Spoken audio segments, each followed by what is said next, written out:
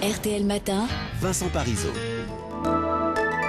Il est 8h15 et donc ce matin, Yves Calvi, vous êtes au micro d'RTL avec un anthropologue, également spécialiste de l'islam et du Coran, Malek Chebel. Bonjour Malek Chebel. Bonjour. Je vous ai demandé de venir ce matin en direct sur RTL pour nous expliquer ce qui se passe finalement dans le monde arabe.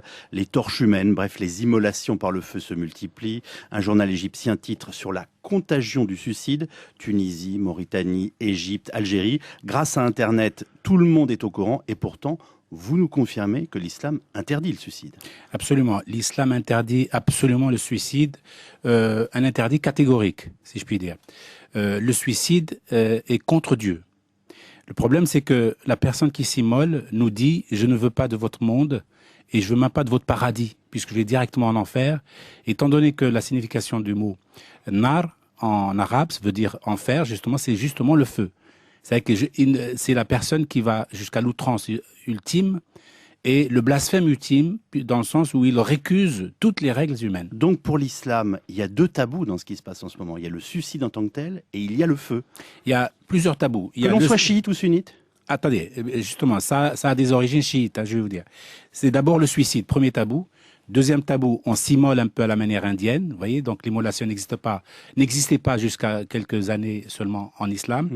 Et en plus, il le fait publiquement. Parce qu'il l'aurait fait, si vous voulez, en catimini chez lui, dans une grange où personne n'a rien vu. Oui. Le problème ne se poserait pas à la limite, puisque c'est un acte individuel d'un désespéré. Comme en Égypte, on vous dit c'est un déséquilibré qui passe à l'acte. Ce qui change tout, c'est que ça se fait en public, absolument, que c'est repris sur Internet et qu'on le fait par exemple devant un parlement ou face à un palais présidentiel. C'est une démonstration publique. C'est une démonstration publique à valeur politique. Il y a une plus-value politique. Et c'est un discours. Il y a un vocabulaire derrière, c'est que la personne dit « je récuse toutes les règles que vous m'avez imposées » et par ce suicide, ce double suicide en fait, je vous dis non. Alors diriez-vous, Malek Chebel, que parce qu'on ne peut pas faire la révolution, on s'immole par le feu au Maghreb et dans les pays arabes en ce moment? Oui, on peut le dire en partie, parce qu'évidemment il y a une énergie surpuissante, ultra-atomique, je veux dire, chez les jeunes, et ils ne peuvent pas l'exprimer par les voies démocratiques, les voies régulières. Alors en même temps, c'est bien le geste de Mohamed Bouazizi, qui après s'être immolé par le feu, a abouti à ce qu'on appelle maintenant la révolution tunisienne. Tout à fait, tout à fait. Et donc peut-être le phénomène de contagion vient de là. Puisque Bouazizi l'a réussi, pourquoi pas moi? À la limite, il y a quelque part une sorte de nihilisme dans la tête des gens qui se suicident et qui s'immolent par le feu, pour dire que peut-être je serai le déclencheur d'une révolution à venir. Alors on est passé du marchand ambulant à des avocats, oui, à des professions libérales. Hier ou avant-hier en Algérie, c'est une femme qui s'est immolée. Oui, oui. Je vous pose la question, c'est est-ce que vous craignez la contagion et comment percevez-vous toutes ces régions du monde qui en ce moment résonnent à ces cris de désespoir? Je crains la contagion parce que les phénomènes humains sont tellement plastiques et les mimétismes sont possibles. Oui. Les mimétismes sont possibles.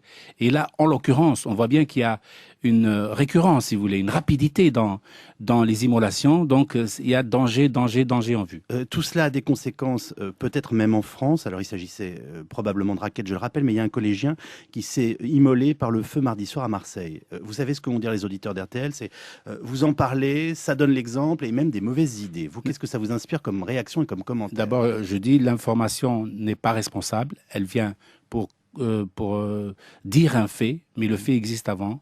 Et donc, moi, je dis que c'est malheureusement une tentation pour une jeunesse désespérée, même s'ils ne sont pas tout à fait intégrés, etc., de prendre exemple sur les aînés ou sur les précédents. Et dans l'imaginaire, le fonctionnement de l'imaginaire, c'est comme ça. C'est qu'il n'y a pas de règles, il n'y a pas de frontières. Vous savez, il n'y a pas de frontières. Et surtout que les médias d'aujourd'hui, c'est dans l'instantané. C'est qu'on sait exactement ce qui se passe à l'autre bout du monde. Et donc, même en plus, maintenant, avec les blogueurs et tout, on le sait pratiquement au moment où la personne s'immole, on a les images en vrai. Donc, moi, je crains le pire parce que la jeunesse n'en peut plus et les régimes, on le voit sur la réunion de Sharm el-Sheikh, oui, c'est des momies qui se réunissent. Donc, à partir de là, rien ne bouge. Et dans la mesure où rien ne bouge, il n'y a pas de signal clair en direction de la jeunesse qui est vraiment désespérée, elle n'en peut plus. Et puis, d'une manière large, je veux dire, ça va des deux frontières limites du monde arabe.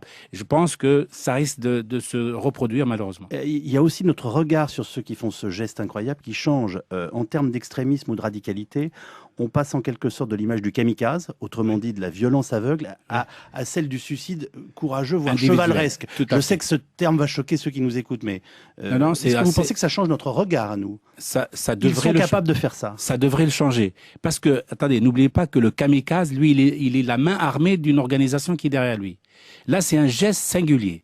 Et c'est très fort. Je pense qu'il y a plus de courage, si vous voulez, à s'immoler par le feu pour une raison de ce type, d'une certaine noblesse quand même. Hein. On s'immole pas pour n'importe quoi.